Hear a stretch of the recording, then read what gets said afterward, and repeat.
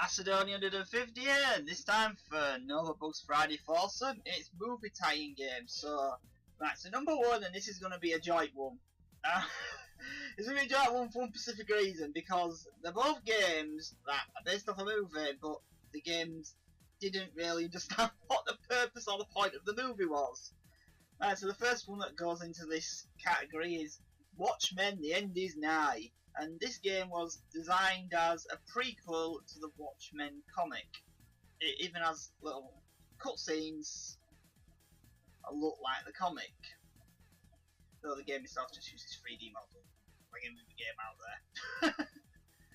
But yeah, this is apparently a prequel to the comics, which is about, I think, Night Owl and Rorschach fighting some gang lord or something. It actually uses the voice actors, I believe, from the movie version, so yeah, and it was released around the same time, and originally it sold for a stupid price as a digital download title, which, especially when it was only about a few hours long. Part 1 was like some ridiculous like $20, the other one was $15, but you can get, but then they released them both on a disc. So, which was bizarrely enough cheaper than buying them separately. Yeah. Might be the only way to buy it now, because I might remove the digital version from the stores and might only buy a physical version of this book. Well, anyway, yeah, what kind of game is it? It's a 3D beat 'em up. Modulate, it's a very violent 3D beat 'em up, because most people would say you're beating people up and all that, but in this one you're clearly running around, breaking people's backs, necks and all that. So yeah, you're essentially playing as, well, let's say Night Owl or Rorschach, and you're just quite literally just murdering thousands of people to get to this one guy. Oh yeah, the people you're killing are things like biker gangs, like people in gimp suits, and there's like, oh yeah, lots of police officers. So yeah, you're supposed to be a good, so you're essentially murdering good guys in this game. So yeah, basically these two characters have murdered like over 1,000 people combined for the first move, for the Watchmen movie or comic even happens. According to this stuff.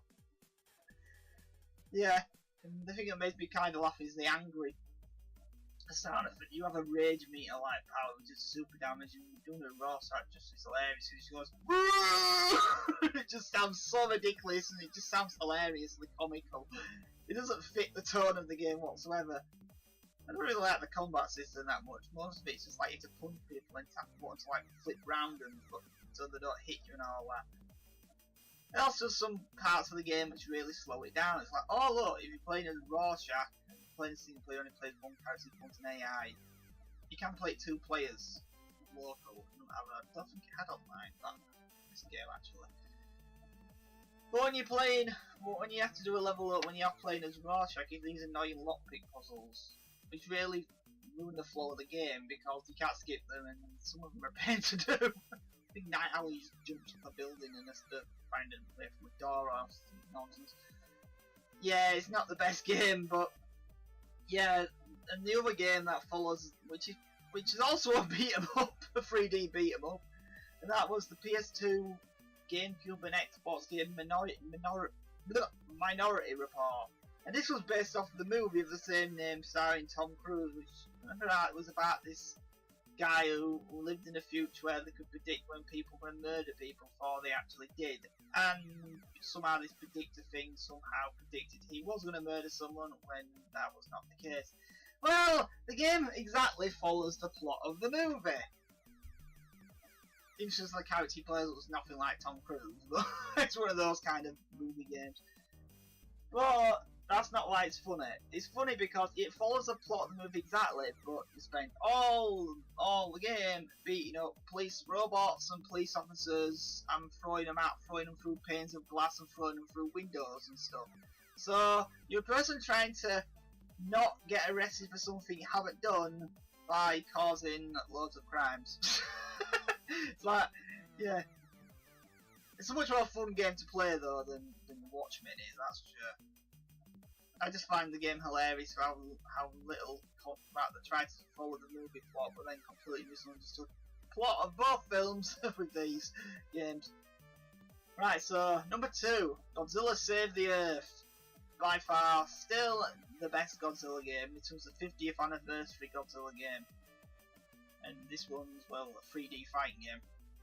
There's Godzilla and a bunch of other Godzilla monsters and throw buildings at each other, and it's still the best Godzilla game to this day. I mean, how depressing it is that the 60th anniversary Godzilla game was on the PS3 and is PS3 and PS4. Yeah, that one on PS4 just called Godzilla. The one that everyone hates because it's not very good. I mean, I don't understand the logic when I made that one. It's like, oh, let's make a new Godzilla game. What's it going to be about? Godzilla smashing generators up. That's going to be the whole game. And it's even bigger. If you think the PS4 version's an insult, well, the PS3 version's even worse because the PS3 version only plays Godzilla. Include the SNL versions of the game outside, even outside Japanese, which only plays Godzilla. I mean, yeah, can you imagine how annoyed you'd be if you were a Japanese person who bought the PS3 version and then the PS4 version come out later and being a proper version? I mean, yeah, they screwed people over big time with that, especially when it'd been over a decade since an actual Godzilla game got released as well.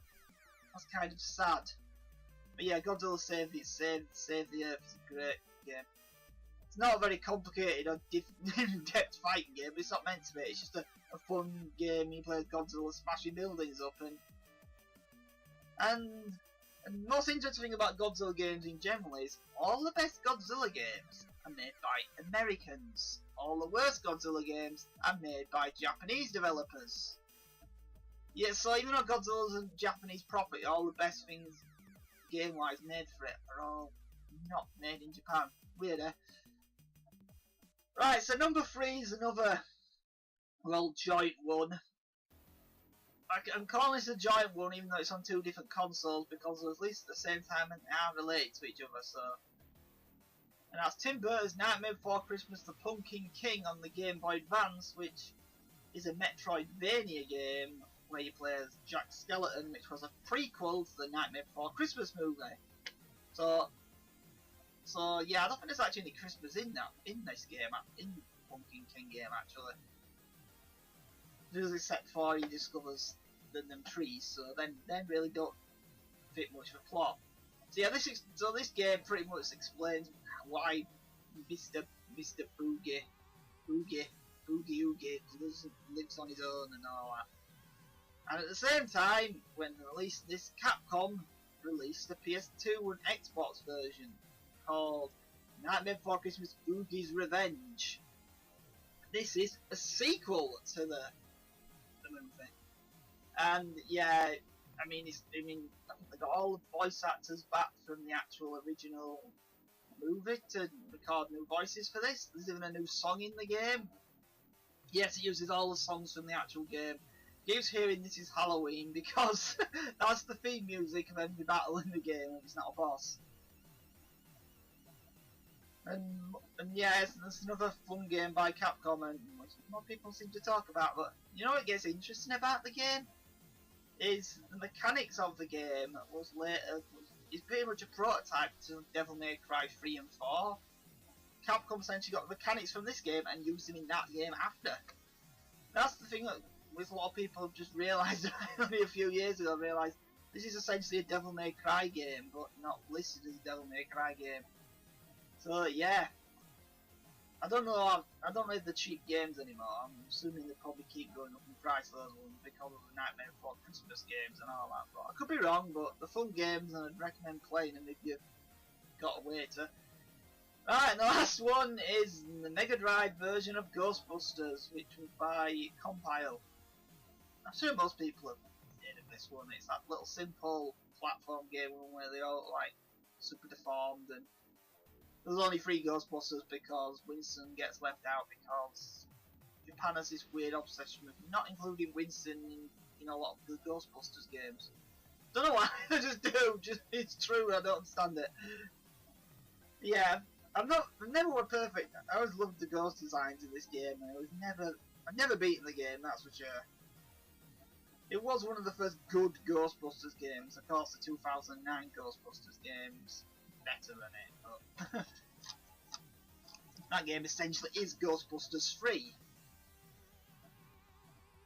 even the Lego Dimension Ghostbusters stuff is actually really good. That's kind of a part of a game, not the entire game. Well, anyway, that was my four movie tie-in games. So thank you for listening and watching.